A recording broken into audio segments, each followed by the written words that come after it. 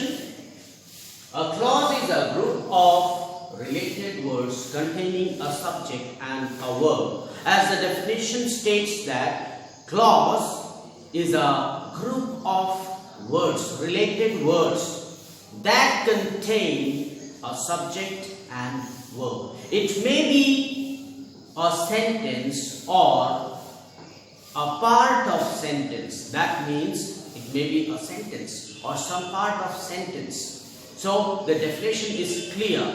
A clause is a group of related words that contain a subject and a verb. It may be a sentence or some part of sentence. Now see the classification of clauses. Types of clauses. How many types of clauses we have, or how the clauses are being classified. See, types of clauses. First we have independent clause. First type of clause we have independent clause, that is also called main or principal clause. Independent clause, that is also called main or principal clause. Now the second type of clause that we have is dependent clause. Dependent clause. They are also called subordinate clause. They are also called subordinate clause. So you see here the types of clauses. We have two. One is independent clause. It is called main or principal clause. Second, dependent clause. They are also called subordinate clause.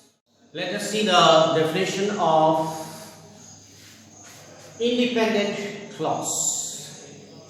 It does not depend on other part of sentence for its meaning. It can stand alone and can be called complete sentence.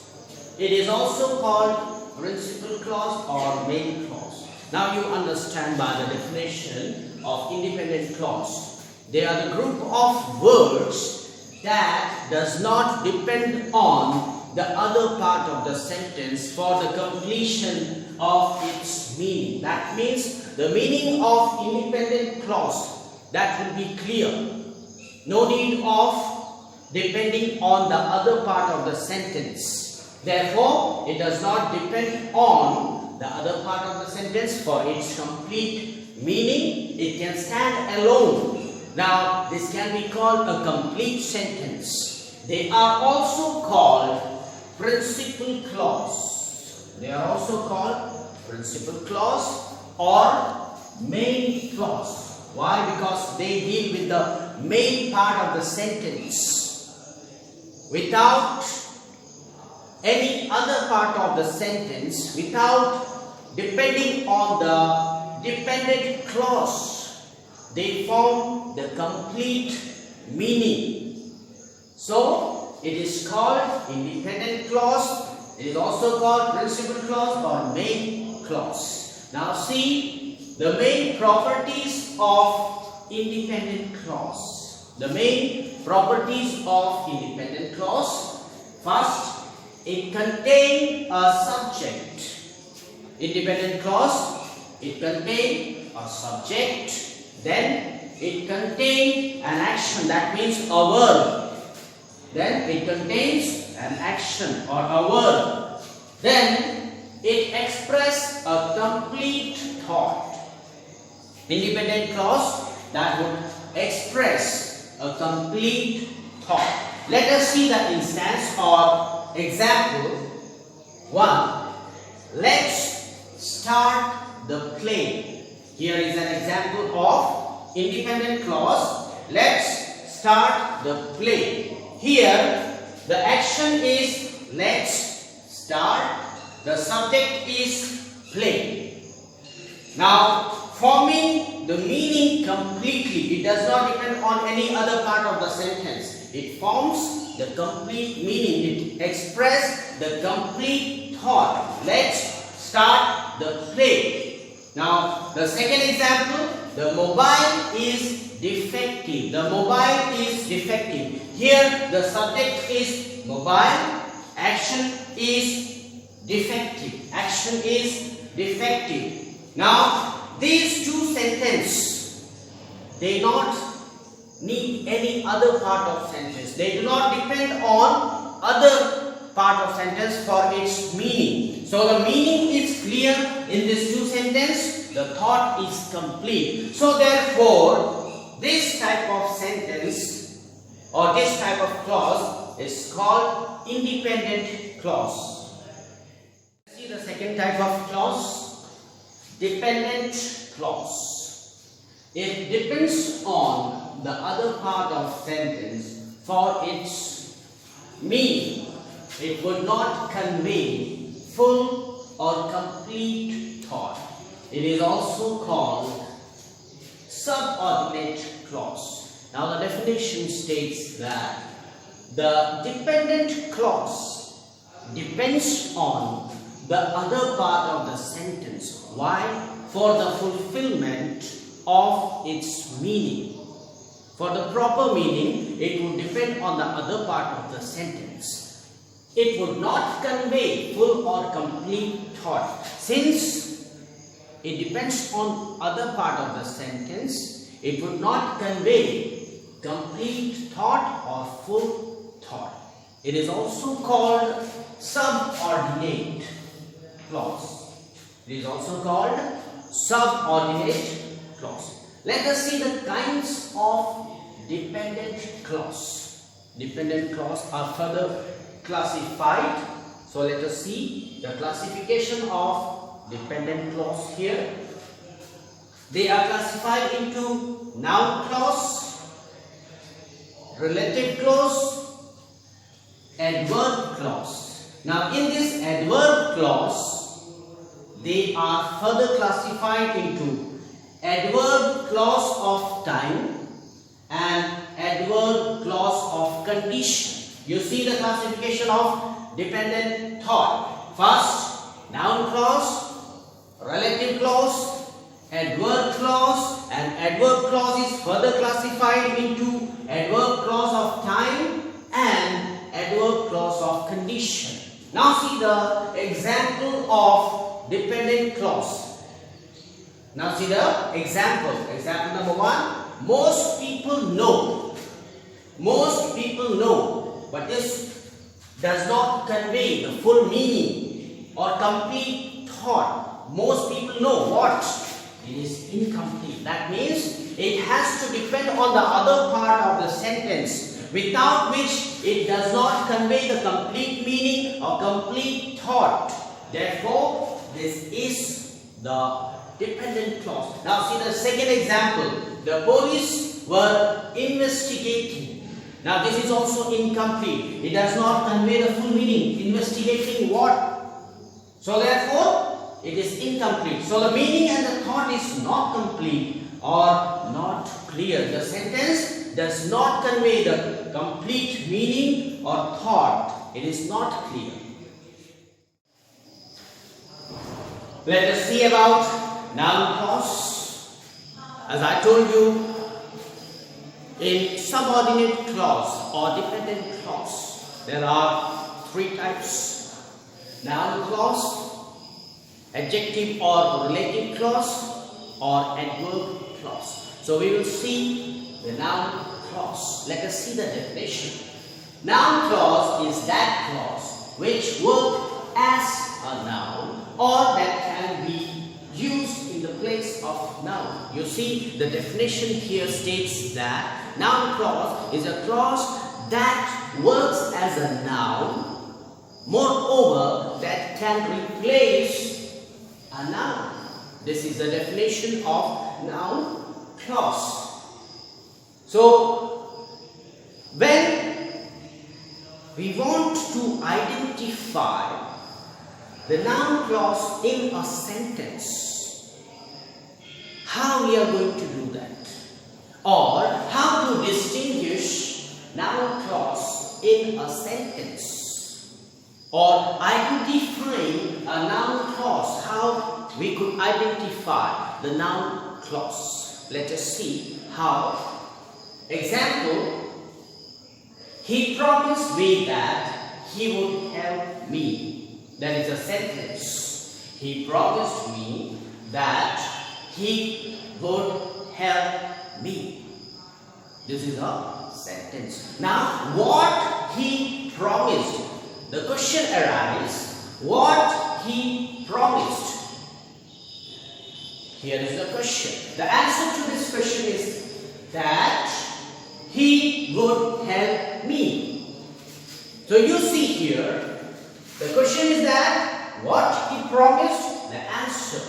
The portion which contains the conjunction or connector and the answer of what he promised, that will be noun clause. See here, that he would help me. Now this sentence comes in noun clause. Let us see the other example. That he will come is certain. What is certain here? What is surety here? What is the assurance here? What is certain here? That he will come. That he will come. It will be the noun clause. So this is the way we identify and distinguish noun clause in a sentence. It would be helpful for us to identify and to know which part is the noun clause. Now let us see the connectors and the conjunctions which are most commonly used in noun clause. Noun clause will always have connectors and conjunctions. See here in the first sentence we have connector, that. Similarly, in the second sentence we have the connector or conjunction, that. So most commonly used connector or conjunctions are that, if, whether, who, whose, whom, when, where, why, which, how, and etc. These are the connectors or conjunctions which are used in noun clause. So you have seen the definition of noun clause, how we can distinguish a noun clause in a sentence, then which are the most commonly used connectors or conjunctions in the noun clause.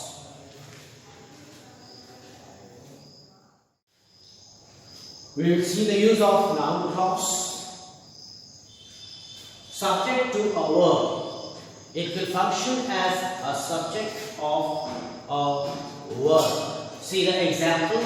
How it happened is a mystery.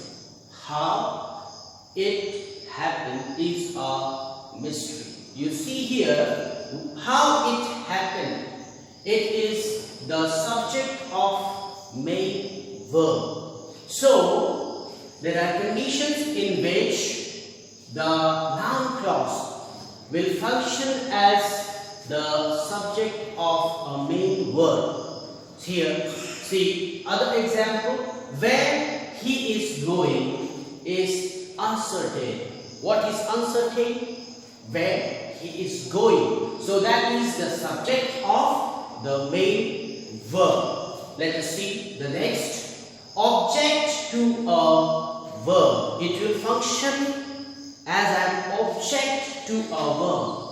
In some condition, we can see that the noun clause that will act or function as an object to a verb or an object of main verb. See the example. I know where he has gone. See here, I know where he has gone. What I know. What I know where he has gone. So that will be the object of the main verb, and this is the noun clause that acts as an object of main verb. See another example. Ask him what he wants. What to ask? What to ask? What he wants. Here, in both the cases, main verb has an object, and that object is the noun clause. That means the noun clause is acting or functioning as an object of the main verb. Let us see the third. Object to an infinitive. When in some condition, like infinitive, noun clause will act as an object. Now, things to remember. Here are certain things that we should always keep in our mind, or we should always remember or consider the points. Here are noun clause begin with question words or that. Always remember that noun clause will begin or starts with question words. What are question words? See, what, whom, where, why, which, how. These are called question words. So, noun clause always begins with question words or that. That means it is connector or conjunction. So, noun clause will always begin with question words or connector. Then, the second point that you should always keep in your mind, when we put yes or no questions into noun clause, the clause is introduced by if or whether. When we are putting yes or no question into noun clause, then it will be introduced by if or whether conditionals. So when we put yes or no question, then in that case the noun clause will be introduced by if or whether. Lastly, in noun clause, subject comes before the verb. In noun clause, subject will come before the verb. There will be no question mark unless the whole sentence is a question. Now you have come across this, where he has gone, what he wants. It seems like that they are question, but we haven't placed any question mark over here. There is no interrogative symbol over here. Why? Because the entire sentence is not a question. The whole sentence is not a question. So, there will be no question mark unless the whole sentence is a question. Unless the whole sentence is a question, we will not put a question mark. See the example. I know the reason why he failed every time. See here. I know the reason why he failed every time.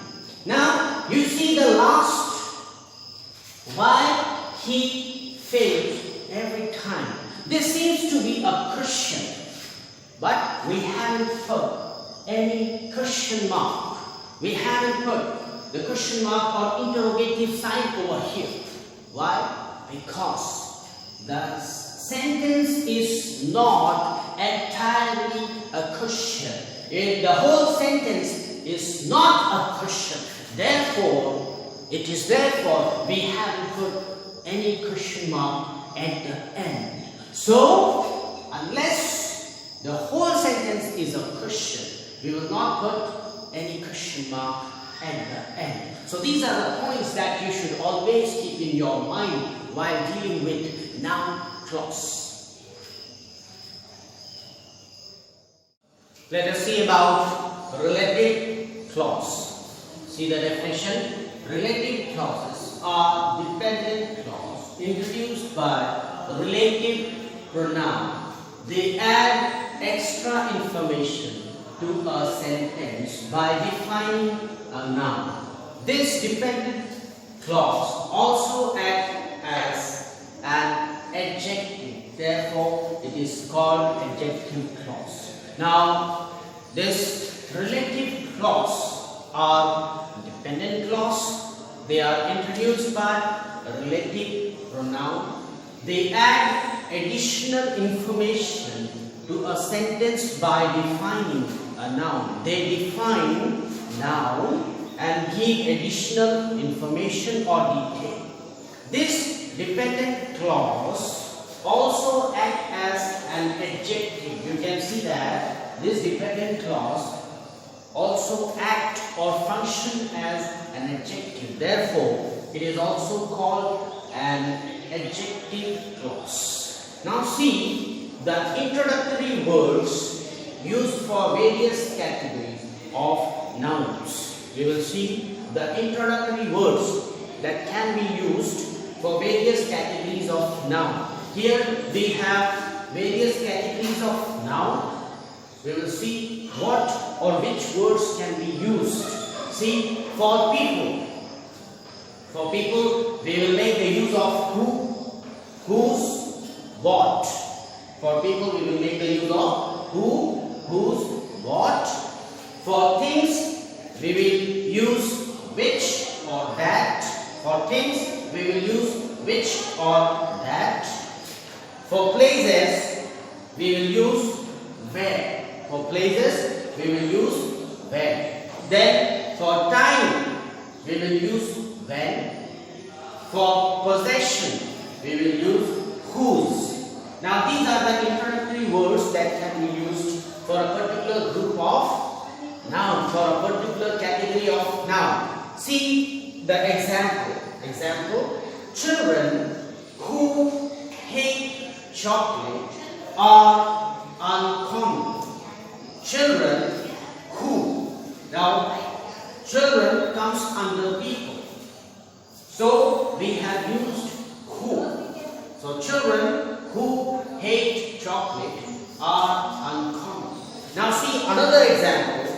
An elephant is an animal that lives in the forest. We have used that from the category of things. We have considered elephant as an animal and a thing. So we have used that here in this sentence. Let us see the classification of relative clause. Further, relative clause is further classified into defining relative clause and non-defining relative clause. They are further classified into two types. First, defining relative clause. Second is non-defining relative clause. See here, defining relative clause. It limits the noun or pronoun to which they refer to. In defining relative clause, it limits the noun or pronoun. It does not give any additional or extra information about the noun or pronoun. While in the second type, non-defining relative clause, it provides additional details or information about the noun or pronoun. See the general rule about relative clause or pronoun. We will see first. A non-defining clause is separated by comma. Now, general rule about relative clause, especially in non-defining relative clause and defining relative clause. First rule says that a non-defining relative clause is separated by comma. First rule says that a non-defining relative clause will be separated by using a comma. Let us see the example. Ravi, you see the comma here. yesterday, again a comma here, will come to meet us. So this would be a non-defining relative clause because it is separated by using comma. Let us see the second rule. A defining clause is not separated by comma. Now second rule says that a defining clause, a defining relative clause will not be separated by using comma. See the example. The boy who gave you this book is my friend. See here, there are no commas used in this sentence. Therefore, the sentence is a defining relative clause. See the third rule. In non-defining clause, relative pronoun cannot be omitted. The third rule says that in non-defining clause, relative pronoun will not be omitted. See the example here. Satish, who or whom. These are the relative pronoun. You met yesterday is my friend. You see here in this sentence, we cannot omit who or whom, the relative pronoun, or else the sentence will be incomplete. So, in non-defining clause, we cannot omit the relative pronoun. Let us see the fourth rule. In defining clause, we can omit the relative clause. In defining clause, we can omit the relative pronoun or relative pronoun. Why? Because it is in defining relative clause. Now, rule number 5. In non-defining preposition is rarely placed at the end. In non-defining relative clause, the preposition which is used in the sentence is rarely placed at the end of the sentence. While in defining relative clause, preposition is generally placed at the end. It is placed at the end in the case of defining relative clause. See the dependent clause, adverb clause. It is a word or expression in a sentence that functions as an adverb. It gives us the detail how the action in the verb was done. Now this adverb clause is also called adverbial clause, and it shows us the expression or the function of an adverb. So it acts as an adverb in a sentence giving the detail about the action. So see the example. Unless you run fast, you will miss the bus. This is an example of adverb clause. Unless you run fast, it shows the action and the consequence. So this is an example of adverb clause. Let us see the classification of adverb clause. Let us see the classification of adverb clause or the types of adverb clause.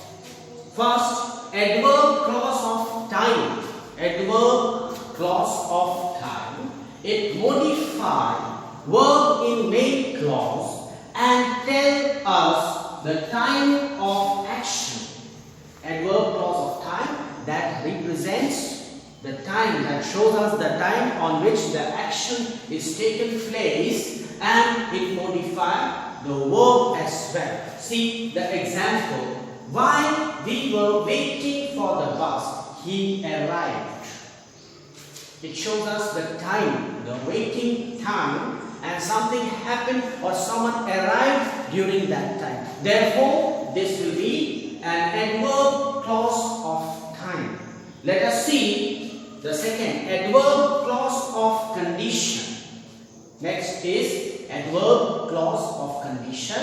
It modifies the verb in main clause and tells us the condition. Now, adverb clause of condition, it expresses the situation or the condition by modifying the verb in main clause. Let us see example. If they lose by 5 goals, people will still like them. Here is the condition that is put. Even if they lose by 5 goals, it is a condition. And what is the consequence of that condition? People will still like them. Now, therefore, it is an adverb clause of condition. Now, next, see the adverb clause of place.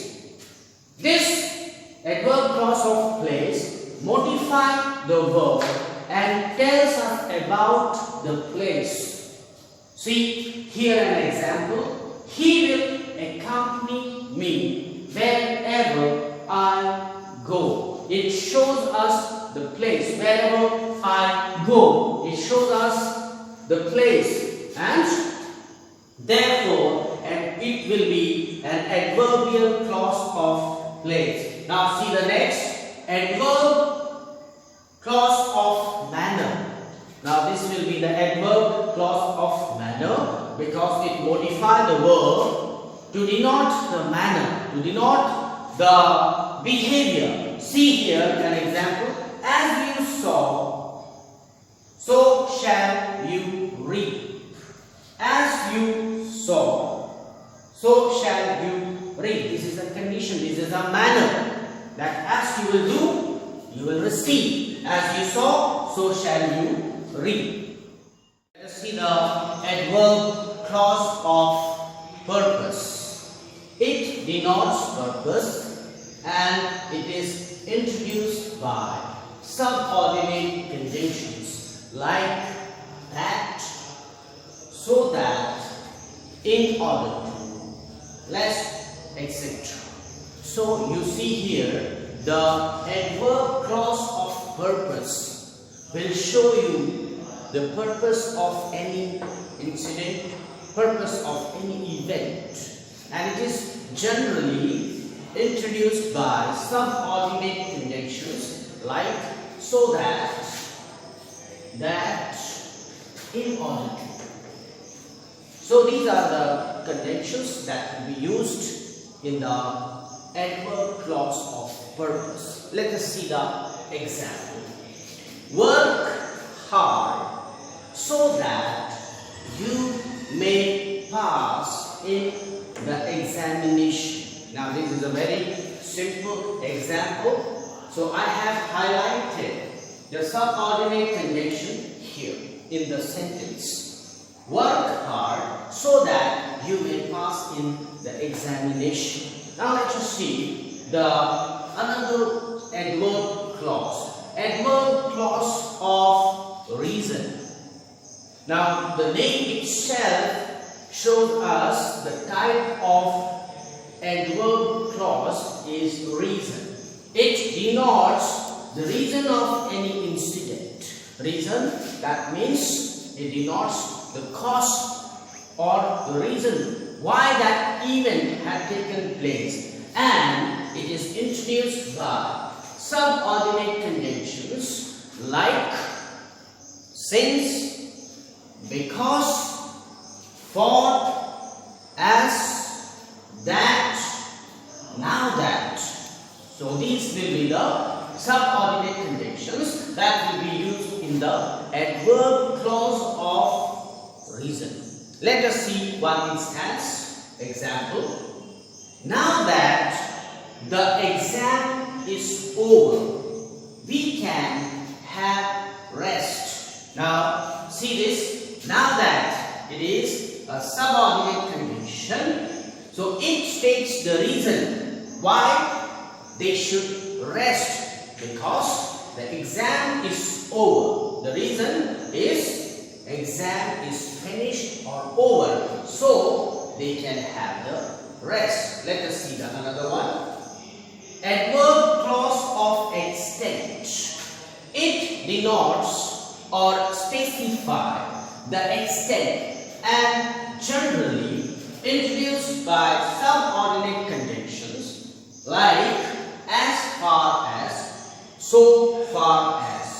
So this adverb clause of conjunction that will specify some sort of extent or limit, and it is generally introduced by the conjunctions as far as, so far as. So this will be used in the adverb clause of extent. Let us see one instance.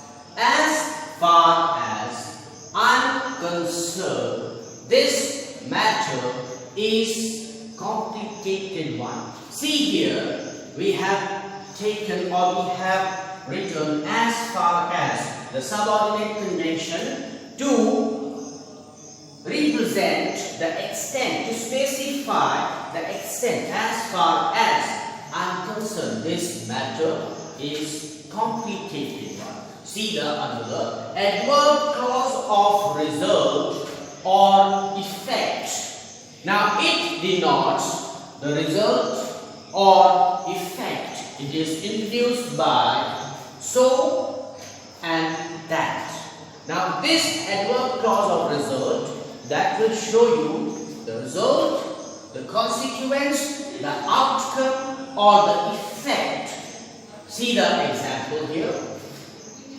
He is so slow that he cannot complete his question paper. Now see here, we have used so and that in this sentence. He is so slow. So is used here, that is used here. It shows us the effect of being slow, that he cannot complete his question paper.